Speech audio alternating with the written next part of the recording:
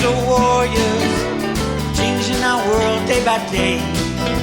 The way of the crypto warriors, can't rely on the bankers, no way. Good morning, Bix Weir, roadrunner.com with your morning horn of Z's, your sip of chaga coffee with C60. All right, if you haven't seen it yet, go to Anonymous Official. About a month ago, they posted a video named "Everyone Needs to Pay Attention to This." It's basically a rundown of the Road to Ruta theory told from a little different perspective. Go check it out. Why? Because 2.3 million people have watched it. It could be some people watched it 2 or 3 times. But about 2.3 million views is a hell of a lot of views. Considering I have, 110,000 on my channel. The Anonymous Official channel has 3.7 million subscribers, and almost all of them, well, at least 2/3 of them, have watched that. Watch it. It's so important to understand what's about to happen, what's happening. I stopped on this with Alan Greenspan. This is a great picture right here. Alan Greenspan's face in the background of Bitcoin. The Bitcoin white paper, Satoshi Nakamoto. Do I think Alan Greenspan is Satoshi Nakamoto? Out of all the people I have heard that people claim was Satoshi, this is the most likely candidate, in my opinion. Why? Because he was a computer expert since the 1960s. He's the guy who created our current electronic financial system, and he created the first computer systems to rig markets back in the 70s. And nobody ever talked about his computer expertise. You know, he was the only spokesperson besides Steve Jobs for Apple, official spokesperson. He did a couple advertisements back in the mid-'80s. And when did he become head of the Fed? In the mid-'80s. Alan Greenspan was the biggest gold bug in the world, and he still is. But I do think he had a big hand in creating Bitcoin. But I think it was more than one people. And the remote viewing we did on this with the remote viewing team over at cryptoviewing.com or Crypto Viewing Patreon channel absolutely came up with Alan Greenspan as well as John Kimeny. John Kimeny is probably the most important person when it comes to the creation of Bitcoin, this peer-to-peer electronic cash system. John Kimeny invented the first shareable computer programming language called BASIC. Without John Kimeny, we wouldn't be playing with it. It would just be governments using computers. Alan Greenspan and John Kimeny were high school buddies throughout their lives, shared interest in computers and mathematics. Greenspan went one way, and John Kimeny went the other way. John Kimeny was a professor. He refused to go into the world that Alan Greenspan swam in. Greenspan, when you imagine having the power of computers at your fingertips in the late 60s, 70s, 80s. I mean, he could have rigged every market and no one would know. But he was working with his mentor, a guy named Arthur Burns, who just happened to be the head of the Federal Reserve System. When Greenspan was put as the head of the Fed in 1987, it wasn't a surprise to me. Well, looking back, of course it was. I had no idea who he was. But it's not a surprise to me now, knowing what I know about Greenspan, that he controlled the computer programs that rigged the markets and controlled the markets of everything. He was part of the Kissinger crowd that went in and created the petrodollar. Now, a lot of people get confused about what the petrodollar is. It's not that it's just paying for gasoline in U.S. dollars. It was a system they set up with the Saudis and other Middle East countries where they could only buy oil in U.S. dollars. That created an artificial demand for U.S. dollars in every country around the world because most of the oil was coming out of Saudi Arabia. And if you needed dollars in your coffers to pay for it, everybody had to hold dollars. So it was really interesting how they did that. And then they had the Saudis reinvest that money into the stock market to pump up our stock market and create this phantom wealth that we live off today. Now, this system, the petrodollar, ended a long time ago. It ended in I would say, the late 90s, early 2000s with the invention of and the ability of the derivative side of the market to completely overwhelm anything that had to do with the U.S. dollar, that had to do with the amount of oil sold. Nothing matters anymore. You look at the derivative market for oil, and it is monstrous. Monstrous. Not just oil, it's oil and gas and all the byproducts, butane, methane, plastics, all that stuff is controlled by computer programs originally written by Greenspan. So yeah, it's really interesting when you go down that path. And when you understand that, and you understand, yes, I agree, Greenspan was the guy who blew all the bubbles. They call him Bubbles Greenspan, fix everything with more money. And then his predecessors did even more, Bernanke and Yellen. It just got worse and worse. And it hasn't stopped with Jerome Powell. Absolutely not. Obviously, we're printing more money than anybody could have imagined. As a matter of fact, we're at infinity money. They're just not telling us about a lot of it. So I do think it's important to understand that Greenspan was in that Satoshi Nakamoto time frame. Satoshi said he created... He was trying to create something for 2 years. That's what Satoshi said, just 2 years. And that's important. When the white paper came out in late 2008, right after the crash, why is it important? Because he hadn't been working on it prior to 2 years, supposedly. Now, why was that an important date? Because Alan Greenspan left the Fed in 2006. And the Satoshi white paper came out in 2008. Satoshi said he'd been working on it for 2 years. Who's the only guy on the planet that couldn't say, yes, I'm Satoshi? It's Alan Greenspan. Now, where are the Bitcoin? Where are the Bitcoin Cash and all the other derivatives of Bitcoin? I think the U.S. Treasury has it. It'll be part of our system going forward. I don't know what part. I think it changes daily. There's so many things that need to come into fruition. So, yeah, really interesting. Go check it out. It's on the anonymous official page. It has a little check mark. Everyone needs to pay attention to this and check that out. It's a good summary. All right, silver can't do anything until Wednesday. Anything important, because there is no exchanges on the planet for silver, physical silver. There's no physical silver price exchange. It's all derivatives. So the COMEX is a derivatives exchange. The LBMA is not even an exchange, but it's massively, even probably about the same. They both trade about 120 billion ounces of silver per year, which is crazy, which is stupid. But that's the world we live in. If we give these people the ability to control us with their money system, they're going to control us. The only way to break free is to take the physical silver out of their hands. Take it all, no matter what the price is. Take all the physical silver out of their hands, and that will implode the banks. Although they've gotten out of most of their short position, I think they'll go to zero short position for the big banks, and then let the criminals like BlackRock and Virtu Financial and companies like that take the fall, take the hit.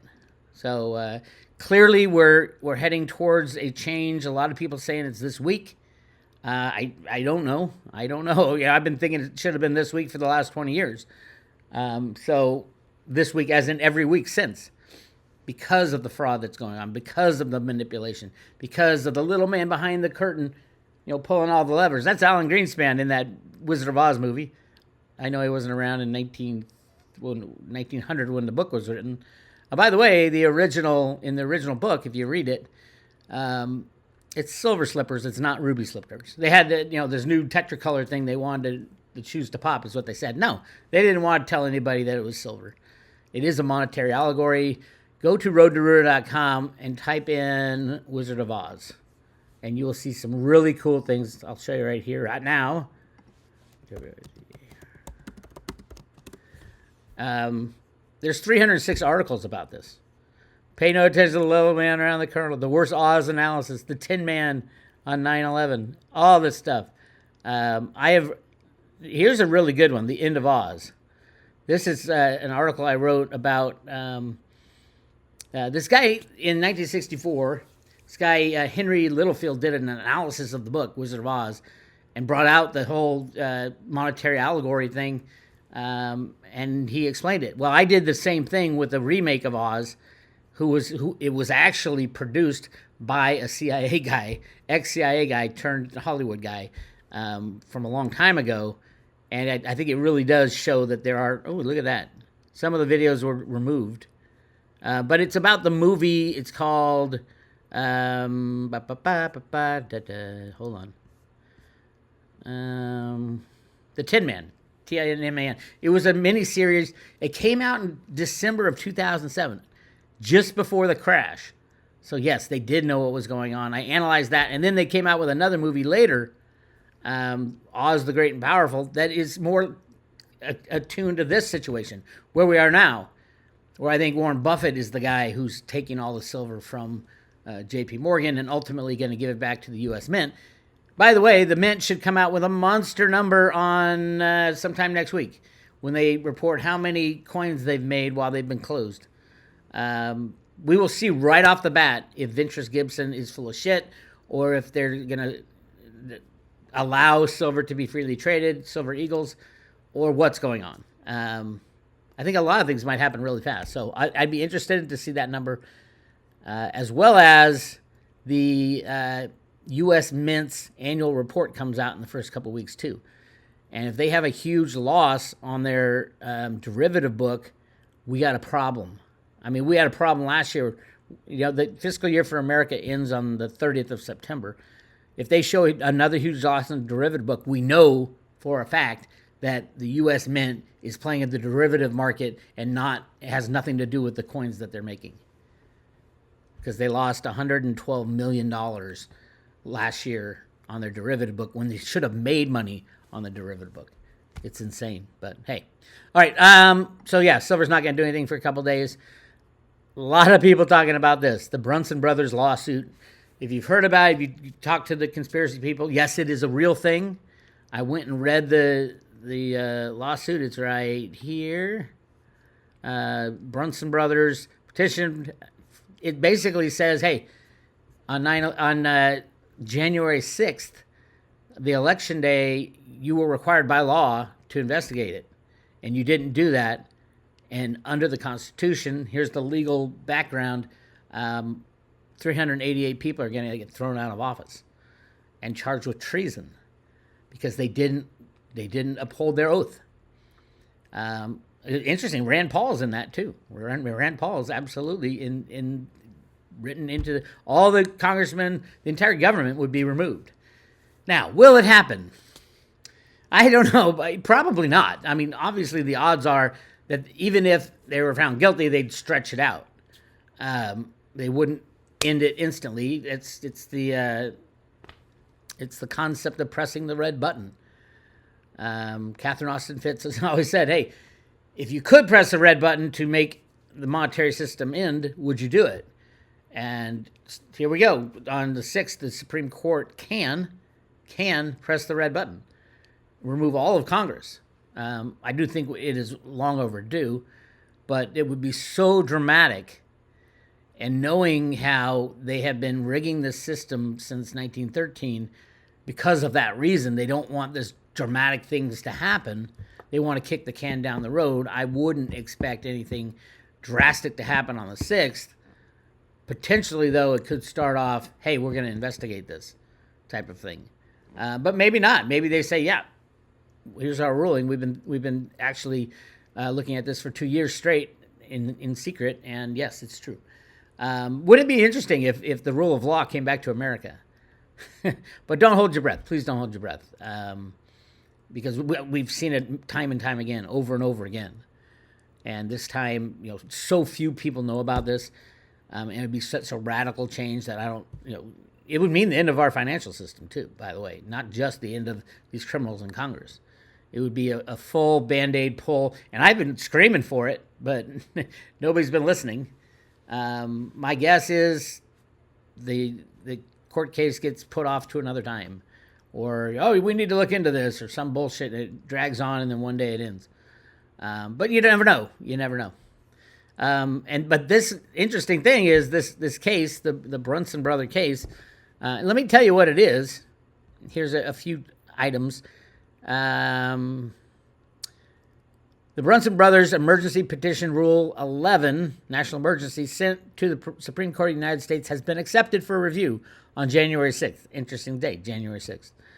Next, for this review to formally become a Supreme Court case, 4 of the 9 justices need to vote yes. So that tells me it's going to be dragged. They're going to drag it. 2, legal process. If the Supreme Court judges announce there is a national emergency, Rule 11 gives the justices full authority to judge and execute any and all corrections they deem necessary, so they can do anything they want.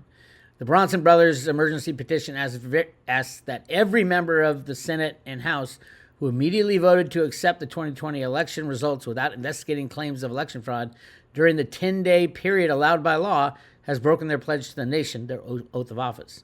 Such dereliction of duty by elected official warrants their immediate removal from office. The Brunson Brothers emergency petition specifically names the vice president, the president, and every federally elected office holder who immediately voted to approve the election.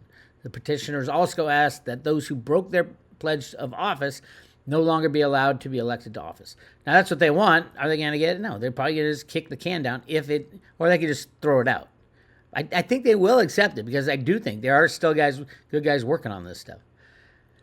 And there's more. The Brunson Brothers emergency petition about breaking the oath of office also addressed every individual citizen's rights to redress of grievances. This is one of the first 5 first articles of freedom of speech, assembly, religion, press, and the freedom to petition redress of grievances. The 5th freedom redress of grievances is guaranteed by the first article of our Constitution. That really means that elected officials are not immune from lawsuits by individual petitioners, everyday citizens.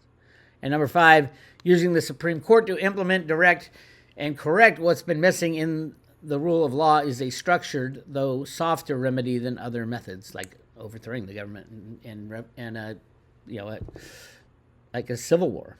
But who are we fighting, really? I mean, it would be the people against who? The government? It's not really a fair fight. Although the government has the military, but we got them by the numbers. But we would need truth to come out because the Democrats and the Republicans need to get together and say, hey, we've been lied to by both parties. So we will see.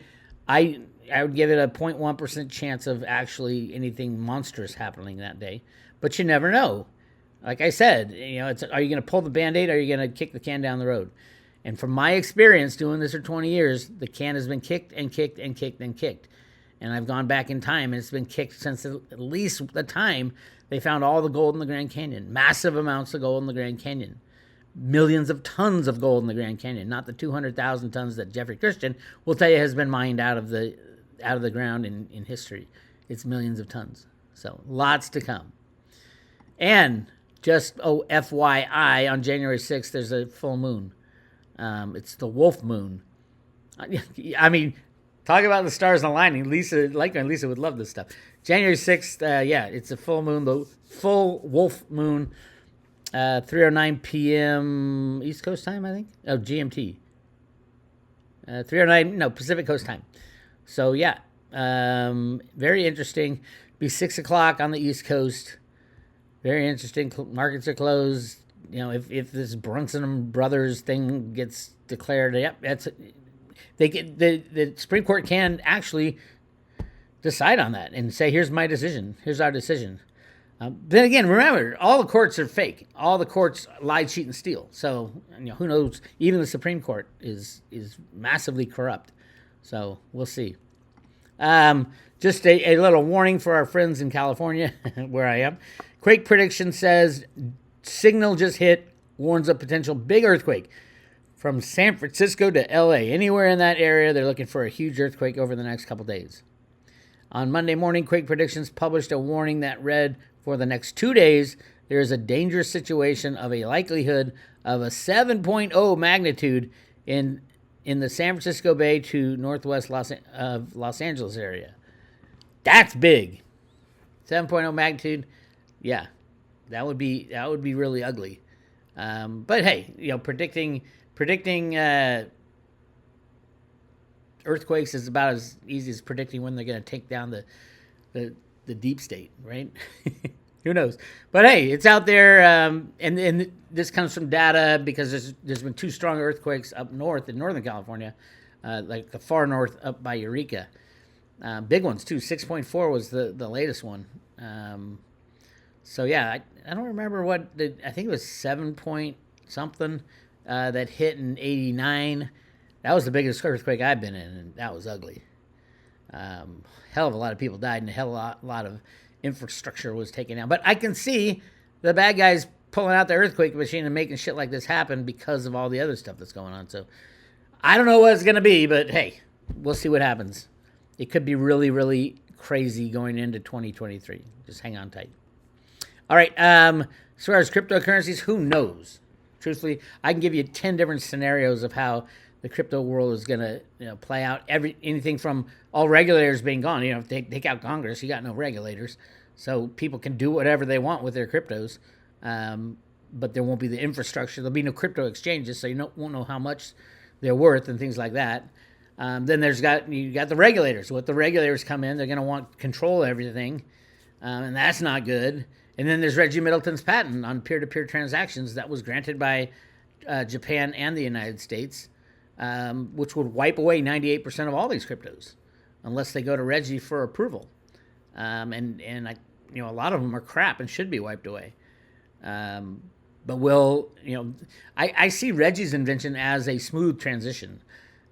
If that red button is pushed, say, Congress is taken out, but we want to restructure the system, it would take a while. But Reggie's solution to the criminal banking problem is peer-to-peer transactions. Just take the bank out of the situation. And it was patented. So yeah, my Veritasium tokens they're like insurance against the massive control system. But yeah, cryptos are really. I do think Theta will be necessary if we like the internet, and a lot of these cryptos are really good, and the government shouldn't be anywhere near them. But people need to be able to lose their ass. Everybody should have lost everything, absolutely everything. But I blame the regulators because well, the regulators tell you if you're stupid with your cryptos, I can't help you. Being stupid with them is giving someone else your keys.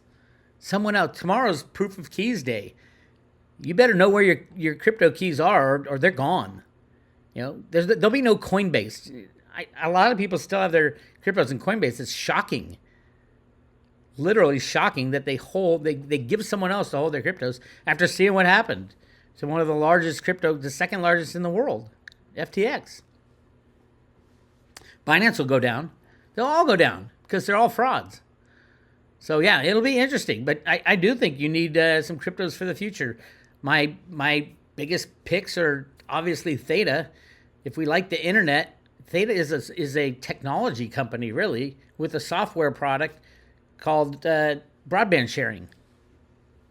That's what it is, and it just so happens if the monetary system crashes, they invented a way that their technology can go forward with the crypto tokens used and everybody running an edge node. Remember, at any time, Samsung or Sony or any other manufacturers of electronic computer products can download at any time a edge node, which is the program that shares broadband onto any of their devices that have broadband. I'm not so sure of mobile phones yet, but soon. Definitely TVs. How about Samsung and Sony download a system to share broadband on every TV on the planet? That can happen like that. It's a download. It's a software technology, a system to share broadband, and so much more. And then even companies can make their own blockchain on the Theta blockchain now. Amazon can run an Amazon.com token, an Amacoin, from the Theta blockchain, and it would be all Amazon.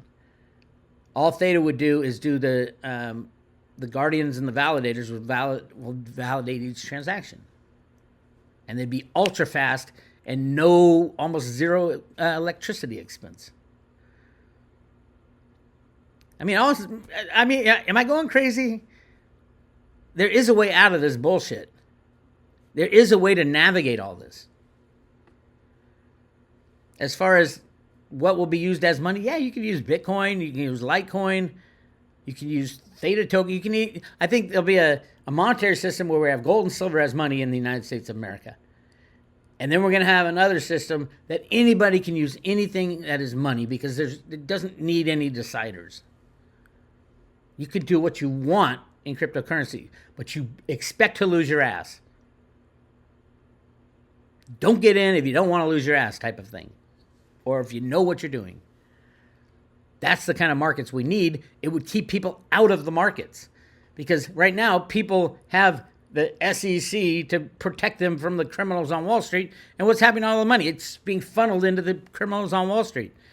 And what happens when you go bust? You're in jail or you're just broke. If the banks go bust, they have the Fed to bail them out every single time. And bailouts have been going on since 2008, every single day. Look at the reverse repo market. Every single day, they need trillions of dollars just to keep their system going. That's a bailout every single day. Anyway, yes, I do think 2023 is going to be the most exciting year ever to be in silver and cryptos and on planet Earth. I think this is the year of change. It's going to shock a lot of people. It's going to enrich a lot of people. You know, people who know what they're doing. It's going to be massively chaotic, but I do think there is a plan. The United States have been ready for this for over 100 years. This was the plan, to put in the Federal Reserve for a little while just to control the system, to make sure everything didn't go haywire because of all the gold they found, and then it just got kicked. The can got kicked. So we're in the middle, at the end of the can kicking.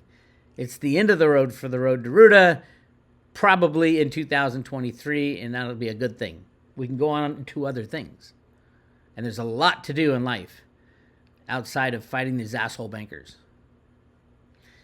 We want more info on the Road to Ruta. Click subscribe today at roadtoruta.com. We are currently, as of today, January 2nd, giving away the silver Ruta Lives coin. 1 coin per subscriber. If you renew, you get a coin, or if you have a new subscription, you get a coin, and we mail it to your front door. Coolest coin ever. Get yourself a couple of these. Yes, you can sign up for 2 years, 3 years, whatever you want. When silver hits $30, we're going to stop this because $30 is blue sky for silver. Everybody knows that the $50 all-time high for silver was constructed and manipulated and set that way back in the 1980s when the government came in and took out the Hunt brothers, and then back in 2011 when Jamie Dimon brought the price up to $50 and then slammed everybody, creating an artificial bear market. And that's where we are now. So there is no resistance at $50. After it closes, hits 30, it's off to the races. So good luck to everybody. It's a new year. We're all refreshed. Let's do it. Talk to you later.